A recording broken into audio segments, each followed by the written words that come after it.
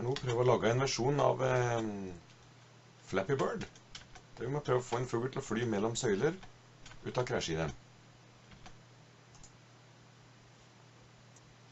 Da starter vi et nytt prosjekt ved å gå på programmering inn i Scratch. Først vi gjør da er å bli kvitt katta. Høyreklikke på den, så velger vi slett. Da skal vi sette inn to figurer her. Den første henter vi fra biblioteket ved å trykke på lykketrøllet. Kan vi gå på dyr. Og det vi vil ha er parrot, papegøya. Ok. Der har vi fuglen vår som skal flakse og fly. Så vil jeg tegne en ny figur for å tegne de søylene som kommer. Da starter jeg med å gå ned til høyre og trykke på bytt til vektorgrafikk. Gjør den. Så vil jeg sette inn søyler. Da går jeg på firkantverktøyet. Og så er det viktig at jeg får dem mest mulig midt på skjermen. Så tegner jeg først en søyle der. Og så kan jeg gå og lage en kopi av den ved å trykke på stempelet. Så kan jeg dra kopien opp og sette den øverst. Det var til litt liten avstand mellom seg her, så jeg vil ha litt større avstand. Så. Vi passer på at vi får det krysset midt i her. Det kan være litt så vi prøver også her. Så sier vi at det er et kryss som markerer midten.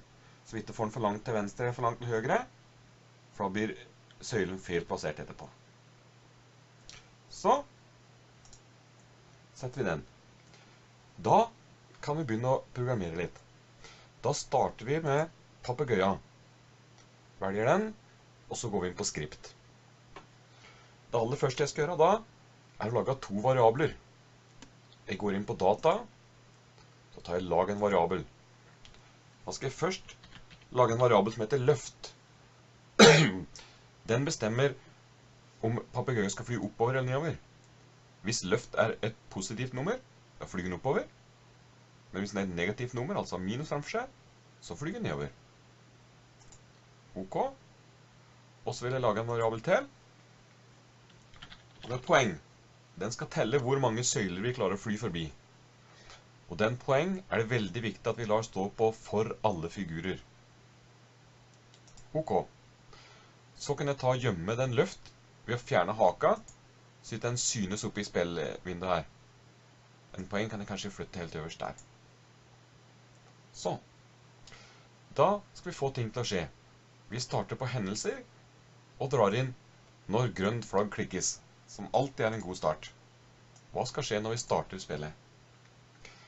Jo, da vil jeg først gjøre litt med utseende på fuglen. Først så vil jeg være sikker på at den vises.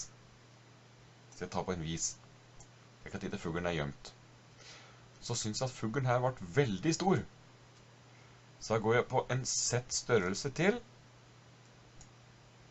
og setter den på 20%.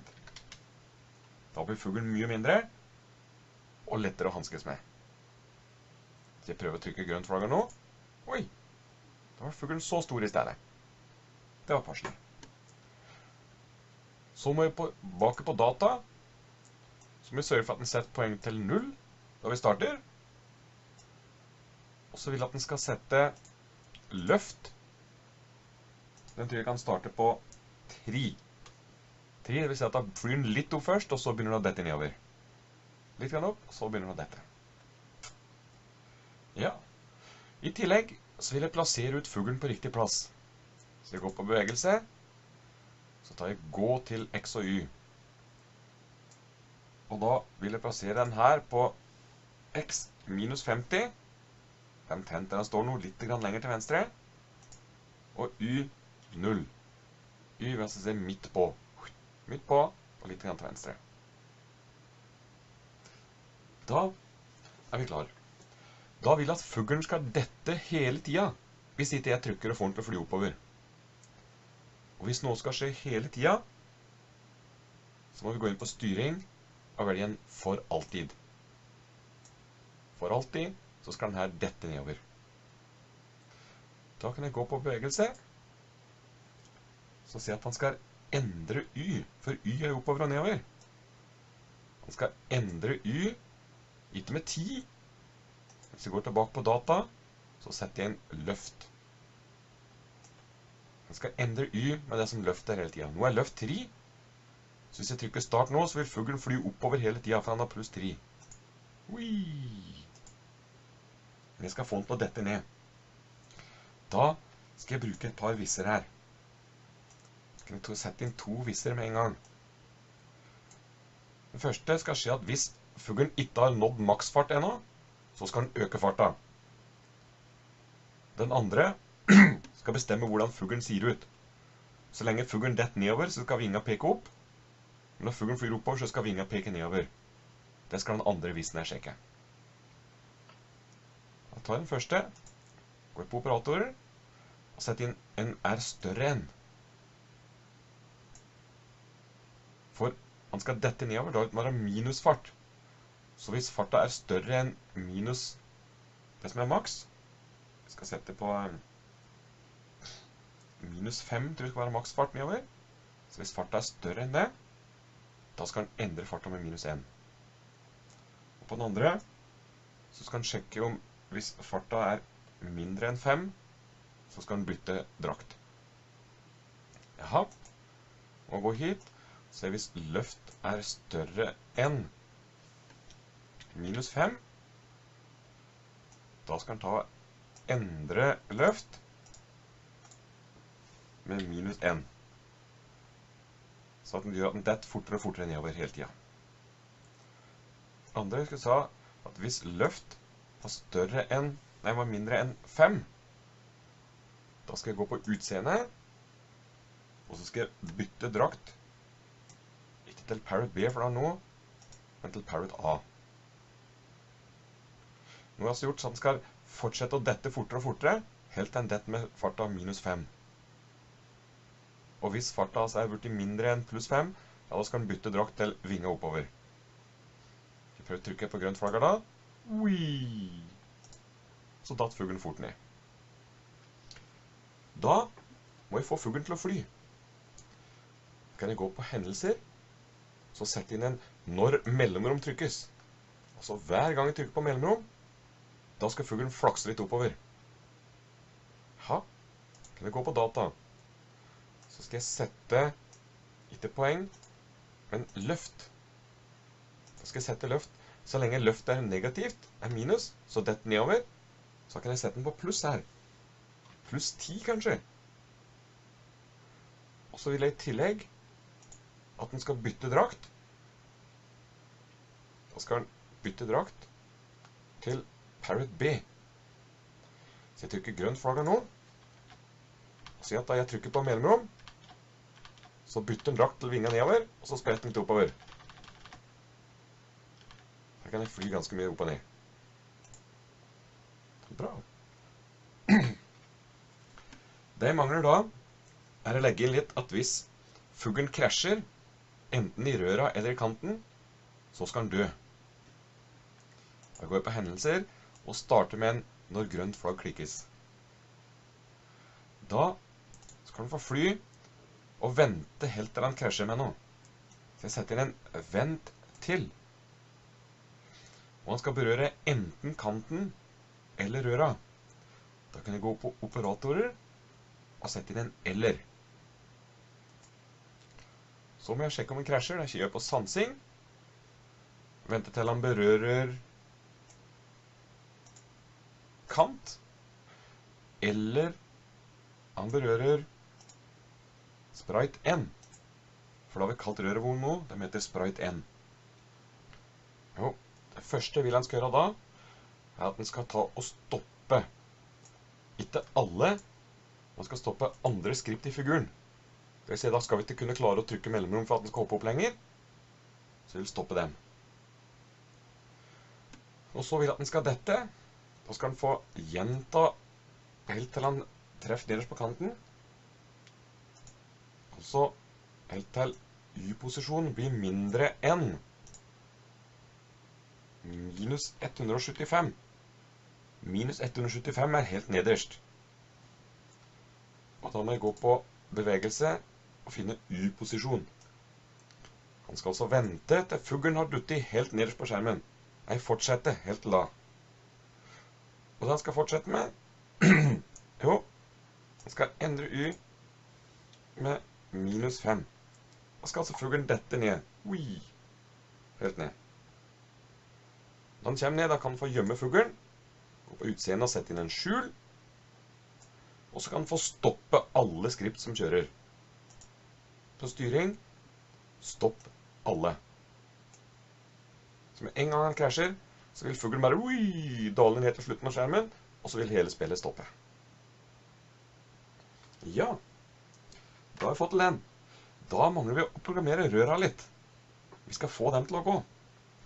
Så vi starter her også, med når grønt flagg klikkes. Det første jeg vil gjøre, er å gjemme røra sitt til de synes midt på skjermen. Og så vil jeg lage flere kopier til røra som kommer susende bortover etterpå. Så jeg tar og skjuler røra. Og så skal jeg gjøre om litt på størrelsen. Dem skal jeg faktisk vise på, sette til 200%. De skal vises større enn den er i utgangspunktet. Så vil jeg at den her hele tiden skal lage nye kopier av røra som kommer susende bortover. Så går jeg på styring og setter den for alltid. Det vil han skal gjøre da. Han skal lage en klon av meg.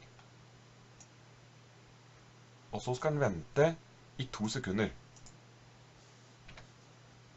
Så da sender han ut en kopi av røra, så venter han 2 sekunder, og så sender han ut en ny kopi. Hele tiden. Og så kan jeg sette inn en når jeg starter som klon. Ja, når det blir lagd en kopi av meg. Hva da, tror du?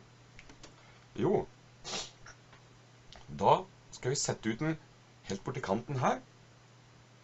Så gå på bevegelse. Og gå til X. Skal da få være lik 240. Og så vil jeg at det skal være litt tilfeldig hvor høyt eller hvor langt ned den åpningen på røra skal være. Så jeg vil sette inn et tilfeldig tall her. Det finner jeg på operatorer. Har et tilfeldig tall. Hvis dere setter for eksempel fra -80 til 80, da vil den komme litt unna midten hele tiden. Ja, og så vil jeg vise den kopien. Da må den vises. Så skal jeg få den til å flyge bortover. Da skal jeg ta og gjenta ganske mange ganger. 120 ganger. Kan få gjenta det han gjør. Og det han skal gjøre, han skal bevege seg mot venstre. Da skal han få endre X. Pluss er mot høyre, og minus mot venstre. Så da må jeg altså ta -4, for eksempel. Kan gjøre det. Og da han er ferdig med det, hva skal skje da? Jo, da kan han få slette den kopien. Så. Hvis jeg nå tar og starter spillet, så vil du se at her da. Nå kjenner flygende søyler mot meg. Å nei, der traff jeg søyla, og da datt fuglen min ned og døde. Da er vi nesten ferdig. Det vi mangler da, er å telle poeng. Skal jeg sette inn en tell på røret når jeg starter som klon. Så skal han få vente. Skal jeg sette en vente til. Da skal jeg vente til røra har passert fuglen. Altså til fuglen er forbi røra. Da skal jeg få 1 poeng. Da skal jeg sette inn mindre enn her. Da skal jeg vente til X-posisjon her av røra er mindre enn. Går jeg på sansning og finner X-posisjon av Parrot. Altså han er lenger til venstre enn papegøya. Så går jeg på data og endrer poeng med 1. Med en gang jeg starter da, så vil jeg se at når jeg flyr forbi, så får jeg 1 poeng og 2 poeng før jeg dør. Vips! Da mangler vi å sette inn en bakgrunn og fargelegge litt i røra, og så er vi ferdig.